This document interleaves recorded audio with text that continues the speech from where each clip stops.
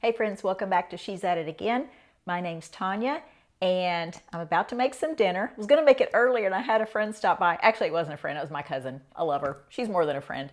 So she stopped by and we visited for a bit, so I've got to get on this now. So I'm going to be making a jalapeno popper pizza. So we're going to link the description for the recipe for the crust or the dough for this pizza. Now mine has been sitting in the refrigerator. I know this is going to sound crazy, but it's been in the refrigerator for about a week now and I've used half of it. So I still have enough left because normally one batch of dough makes 2 pizzas. So I have enough left for one. So we're going to make a jalapeno popper pizza tonight. So we will link the recipes and the videos for the crust for this pizza, but you're not going to need regular pizza sauce. You're not going to need really anything that is typical to a regular pizza. So stay tuned and I think you're going to enjoy this. All right, I need to explain what I'm doing. I'm a ding dong. I haven't made this in a while and I looked at my recipe and I thought it said saute the jalapenos and the shallots in a skillet, and I kept thinking, why am I sauteing these? Because they're going to bake at such a high temperature. This is kind of silly. And I looked at my recipe and it just says put them in a bowl, mix them with olive oil. So I deleted that part of the video, just being honest with you. So it's been a long day, I guess. I don't know what I'm doing. So in a bowl here, I have my one shallot, and I want to show you the package of that because that was in my Goof Up video. This is what the package looks like that a shallot comes in. There's usually, I don't know, 3 or 4 of them in here maybe. So you know what a shallot looks like. It looks like a little tiny pearl onion, but they're just a little milder than regular onions. But if you don't have a shallot, then by all means, feel free to use an onion. So I'm taking one shallot. I sliced it real thin, and I'm taking 2 jalapenos, 2 fresh jalapenos. I've de-seeded them. I actually had to take them outside to the backyard to do that because, man, when I cut up jalapenos, if there's seeds in them, I am just coughing like a maniac, and I don't know what causes that, but I'm apparently doing something wrong, or I am just a big weenie when it comes to slicing up jalapenos. Now, I can eat them, but breathing in that air when that hot stuff's floating around, I guess, just does something to me. It's not working for this lady. So I got all the seeds and stuff outside, out in the backyard. Took me a table out there and just set it up and had my little gloves on because I peeled jalapenos one time and one time only with no gloves on. That will not happen again. I'm telling you, I was in the shower holding my hands up to that shower head trying to get that fire out from underneath my fingers. It was bad. And the whole time I was cutting them up, I was like, why do people wear gloves cutting these? They're not burning my fingers or anything. And then it set in later on. So that was, whoo, that was like a comedy show right there. Okay, so basically we have our shallot, 1 shallot, and 2 fresh jalapenos. These were actually pretty big jalapenos because I like the flavor of those. We're going to toss them in some olive oil, set those aside, and I'm going to get out my dough. Oh, and this is the olive oil that I used to toss them in, just from Sam's Club, just organic olive oil. All right, let me put this up. We're going to get our dough out, and I'll show you how to put this together. And I'm hoping I can kind of create enough room in the refrigerator where I can put this on the pizza peel inside the refrigerator and then just be ready for it to go in the oven because I have something else to make too for dinner, not just that. All right, I'm going to take this and drop this ball of dough down in my big container of flour, and that's going to coat it. I'll cover it up and then just pull it out and use whatever residual flour is on it to roll this out.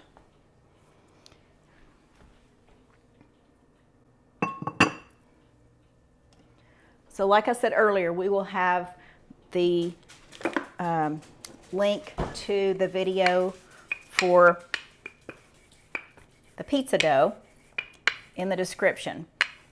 And this is the regular pizza dough. Now you can use the one that's made with the yogurt. I call it the magic pizza dough that we make calzones with. So if you want to access the video for calzones, you can actually use that dough too, but this is the one that I let sit for at least 4 days before it's really, really good. And this has been sitting for a week.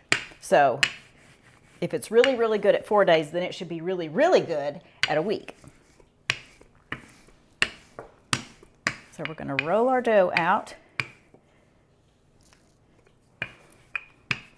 And I have waiting in the wings over there 2 cups of shredded cheese. Now, not pre-shredded. I shredded this. And my cousin was teasing me about that a while ago. She's sitting at my counter and she said, "Were you about to make a video?" And I said, "I am. I'm going to make a jalapeno popper pizza." And she said, "Do you ever use pre-shredded cheese?" And I snapped my head around and looked at her. And she said, "I'm just kidding. I'm just kidding. I know you harp on that all the time." I'm like, "Oh my word." I started to say, "Have you lost your mind?" Not pre-shredded cheese. So you've got 4 ounces of pepper jack cheese, which is Monterey Jack with jalapeno peppers in it. And then you have 4 ounces of regular Monterey Jack cheese. So half and half. You can use a little bit more of the pepper jack if you want. It's totally up to you. Okay, let me get my pizza peel. We're going to transfer this over to the pizza peel. Now my husband's just about to walk in the door and the dogs are going to start barking, so just ignore all that. And this is just like how we do it on the video that shows you how to make pizza from start to finish. So we put our towel on our pizza peel like that, and then the end of it is hanging off. So the handle of the pizza peel is up here, the end of the fabric is hanging off. I'm going to put it like that, then we'll transfer our pizza dough. It's pretty good and stretchy. Transfer this to the peel on top of that fabric. I'm going to take and turn these edges under just a bit. And really, you don't have to. If you like that really crisp crust on the edge, especially if it's thin, and you like that crispy edge to it, almost like a saltine or something, then you certainly don't want to thicken it by turning it under. But I just get in the habit of doing this because sometimes I have sauce that wants to run over the edge and it just kind of makes a little levy, and it prevents it from going over in your oven as much. Like it never runs over in my oven. It happens a lot. But luckily I have a big pizza stone in the bottom and normally it doesn't affect it too much. So what our sauce is, I've had this covered up and softening this afternoon. This is 6 ounces of cream cheese. So I had 4 ounces left in a package and I just added a couple more ounces to it. And we are going to spread that on as our pizza sauce.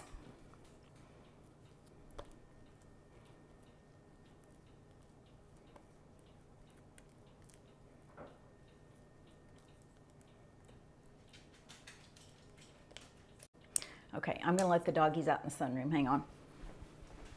Do you want to go out here, girls?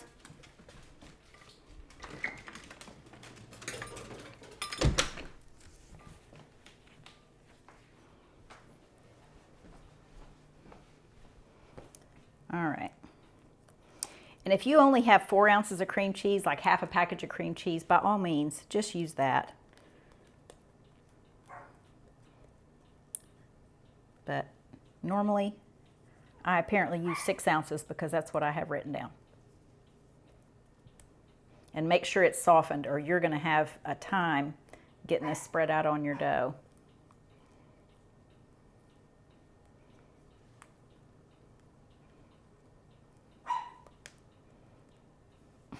That side keeps wanting to come back up.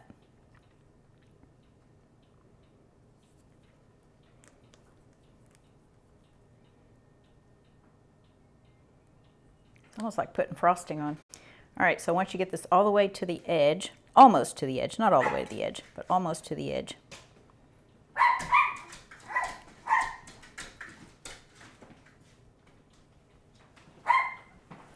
Set that aside. And I think we put our cheese on next. Well, that's what we're going to do anyway.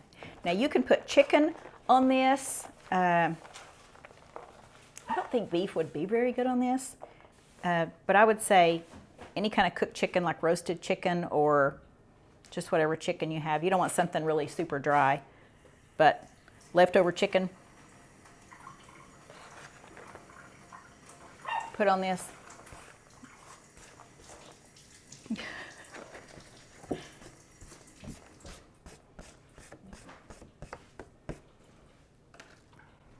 But we also have bacon to put on this, so that's where a lot of our flavor is going to come from. And if you've watched any of my videos before, then you know I normally have pre-cooked bacon in my lower oven. Somebody asked me here all back, what do you mean by the term lower oven? Well, I have double ovens. This is the one I normally use, and then I have the lower oven down here. So I have two ovens built into the wall, and that's what I mean by lower oven, is my lower of the upper and lower oven. All right, we're going to put our jalapenos and shallots on here. I'm going to toss these up so I can kind of separate them.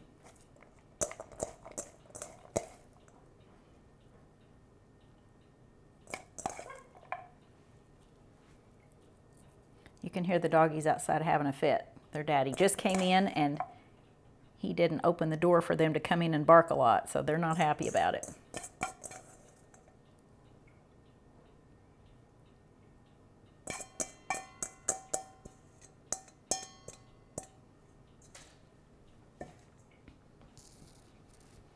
All right.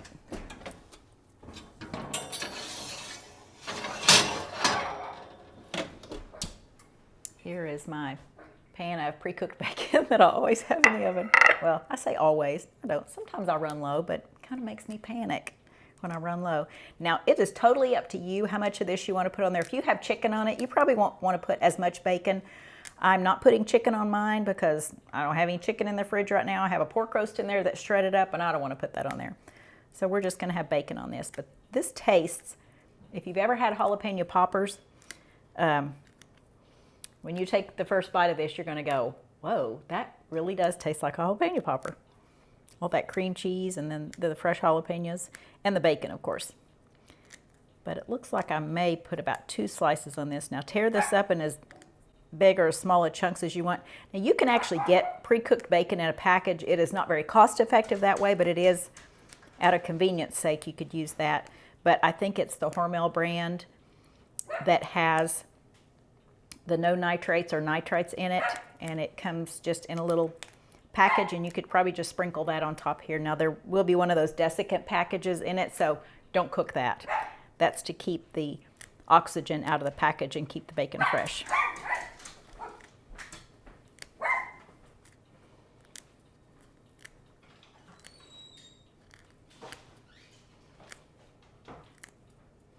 All right, I do not have my oven preheated yet, so what I'm going to do is, once I turn the camera off, I'll have this in the refrigerator.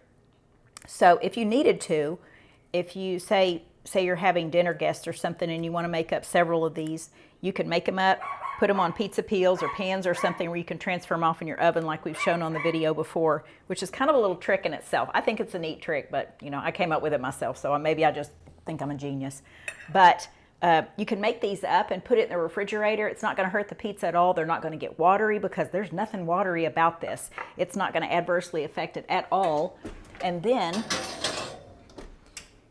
once you have your oven preheated to super hot temperature, like 475, 500 degrees, then you're going to put those pizza stones in there, heat those up real good, then transfer your pizza onto that. Once they heat up, cook those, and they'll all cook at the same time. So really, out of convenience sake, you can make these ahead of time. But if you want to make them at the last minute, that's fine. That's what we're kind of doing tonight. So I'm going to put this in the refrigerator now, and then we'll be back when I transfer this to the oven. I'll let you see that, and then we'll get our jalapeno popper pizza cooked and eat it up tonight. So see you in a bit. All right. So here's what our pizza looks like before it goes in the oven. And I'm going to show you how to put this in. So we have our long kitchen towel, well, just a tea towel. And the tail's hanging down, so I kind of grab it with my hand. Move, Lacey. I'm going to put it in. I have my pizza stone on the floor of the oven, not on the lowest rack, but on the floor of the oven. So I'm pulling back on this and pulling the towel at the same time. So it is sitting on a hot, super hot pizza stone. This is set for 475. Mine is a convection oven and it sets it automatically for 450, but it'll cook for about 10 minutes. I'm gonna set it for 10 and we'll see what it looks like after then. So we'll be back in just a bit. Okay, our buzzer just went off on our oven, so we're gonna get our pizza out now.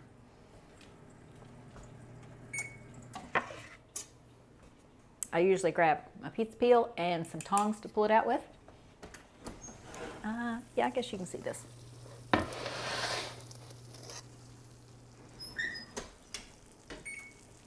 And it just slides up. All right, yeah, look at that. And how fun is that? This is gonna be so good. Okay, friends, thanks for spending time with us. I hope you enjoyed this. Hope you got something out of it. And if nothing else, just make up your own pizza. Use your own toppings, use your own sauces. It's so much fun. You hardly ever mess up a pizza. I mean, honestly, really. You just don't mess up a pizza very often, unless you put something like ketchup or pre-shredded cheese or something like that on it. So thanks for joining us. We look forward to seeing you next time, sharing something else with you. Thanks.